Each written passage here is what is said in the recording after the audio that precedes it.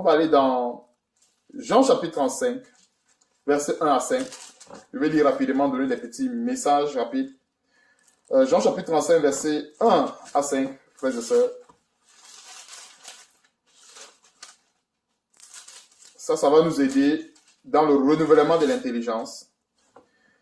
Verset 1. Dieu dit à Jacob, lève-toi, monte à Bethel et demeure-y. Là, tu dresseras un autel au Dieu qui t'a apparu lorsque tu fuyais Esaü, ton frère. Jacob dit à sa maison et à tous ceux qui étaient avec lui, ôtez les dieux étrangers qui sont au milieu de vous, purifiez-vous et changez de vêtements. Nous nous lèverons et nous monterons à Bethel.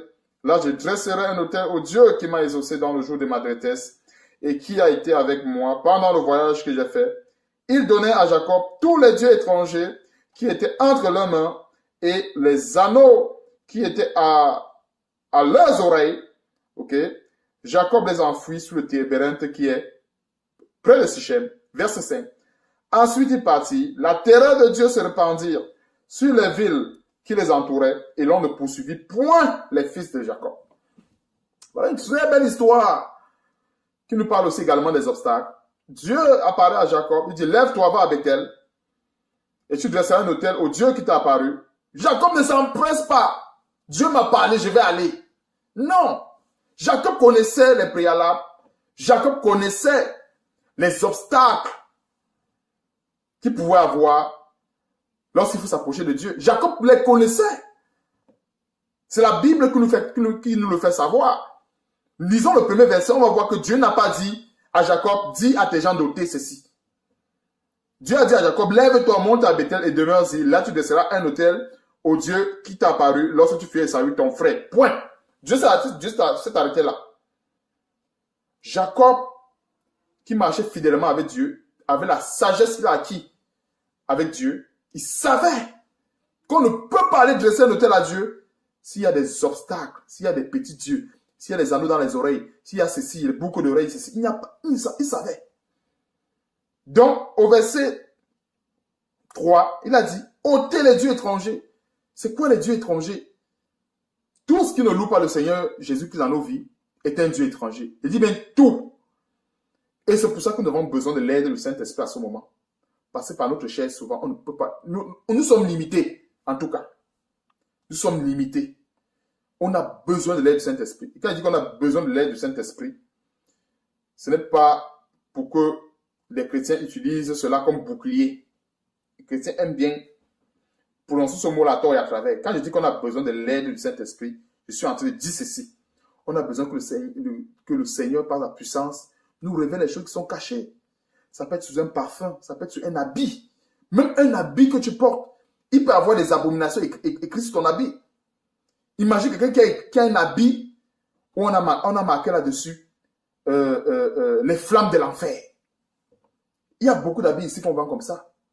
Un habit qu'on a marqué dessus la tête de mort. Un habit où on a marqué dessus je suis un mort vivant.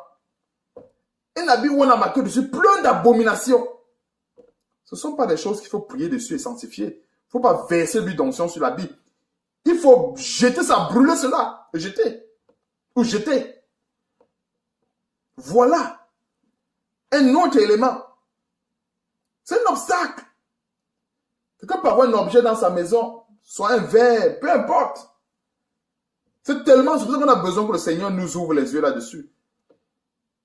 Beaucoup de chrétiens qui aiment trop le spirituel, qui ont tellement l'apparence de la spiritualité, négligent cela. Mais alors ils vont passer toute une vie à prier. Pour rien, mais prier en perroquet. Je dis encore, quand il dit prier en perroquet, tu ne peux pas avoir le serpent dans ta maison. Tu ne l'enlèves pas et tu pleures tous les jours que le serpent te mord. Si ce n'est pas si ce ne sont pas des prières d'insensés, c'est quel genre de prière? Dieu voit ça, ça fait mal. Il voit que ce chrétien a le serpent dans sa maison. Il se plaît à garder le serpent. Et il est tout le temps devant le trône de la grâce. Il pleure que le serpent le mord. Le serpent est ton ami? Non. Pourquoi tu le gardes dans ta maison? Il se cache dans tes choses. Il se cache sous ton lit. Il se cache dans tes affaires. Il se cache dans tout ce que tu portes. Même peut-être la montre chère que tu as portée, peut-être il y a l'insigne 666 dessus. Si ce n'est pas l'insigne, la franc-maçonnerie dessus. La montre a coûté cher. Mais elle a été consacrée à Satan. Le bijou a coûté cher, mais il a été consacré à Satan. L'habit, la veste que tu as acheté cher, peut-être il y a une insigne satanique, peu importe. Faisons très attention. N'utilisons pas la parole de Dieu charnellement. Ce qui en nous est plus fort. Je vais prier sur mon bijou satanique, je vais prier sur mon parfum satanique, et puis la puissance va anéantir. On ne peut pas couvrir les œufs de basilic, encore une fois de plus, couvrir les œufs de serpent, et penser que le serpent ne va pas nous mordre. C'est faux. C'est se séduire soi-même. Ce chrétien va prier tout le temps. Oh Seigneur, l'onction, envoie-moi l'onction. Et c'est comme ça que le vagabondage spirituel commence. Seigneur, quand je dors, je vois les morts. Je suis toujours au milieu des serpents. Les serpents me mordent la nuit. Je vois le serpent sur mon bras. Je vois ceci. Tu ne vas pas voir le serpent sur ton bras comment? Quand tu utilises peut-être soit un parfum qui c'est séduction, soit le parfum, ça veut dire peut-être que attrape-moi, saisis-moi. Il y a plein d'abominations. C'est légion. C'est pour ça que je disais que le Saint-Esprit a besoin de nous aider. J'ai précisé parce que c'est légion. On ne peut pas commencer à dire c'est ici, c'est là-bas. Non. C'est qu'on ne finira pas l'enseignement. Peut-être ça demain matin, on sera encore là. Mais comprenons que tout genre d'abomination, tout genre de petits dieux, ces boucles d'oreilles aussi également et tout le reste, sont des petits dieux qu'il faut ôter. Au verset 5 nous dit ceci. La terreur de Dieu s'est répandue sur les villes qui les entouraient et l'on ne poursuivit par les fils de Jacob. Il y a une grande révélation au verset 5. Les chrétiens sont champions. L'esprit de mort, j'ai vu l'esprit de mort, il y a un mort qui me poursuivait la nuit.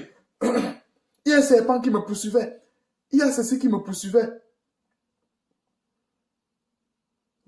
Ne t'empresse pas d'aller dans la prière. Il y a une porte qui a été ouverte. Le diable ne peut pas entrer dans la vie de quelqu'un sans permission. Retenons cela, chrétien. C'est impossible. Le diable ne peut pas entrer dans la vie de quelqu'un sans permission. C'est impossible. C'est que la Bible ne dirait pas dans 1 Pierre chapitre 5 à partir du verset 8 à 9 que le diable rôde. Alors s'il avait la permission, est-ce qu'il avait besoin de rôder?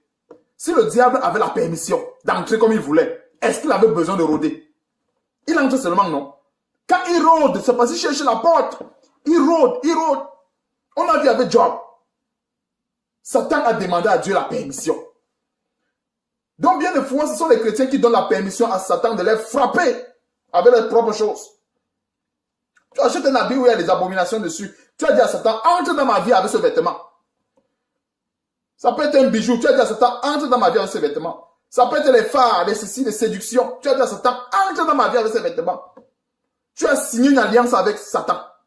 Ce n'est pas en disant avec ta bouche que beaucoup de chrétiens sont champions. Moi, j'ai vécu ça par le passé.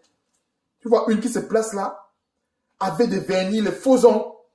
Satan, il n'y a rien de toi en moi. Il n'y a rien de toi. Mais les faux ongles là, ça appartient à qui? Ça appartient à Dieu. Ces vernis là, les rouges à lèvres de séduction, ça appartient à qui? Tu pries, il n'y a rien de toi en moi, il n'y a rien. Et sors de ma vie. Tu ne peux pas sortir. Il ne peut pas sortir, il va rigoler. Il va rigoler. Une fois de plus, voilà encore des obstacles à l'exaucement des prières. Comme nous avons vu à Ésaïe chapitre 59.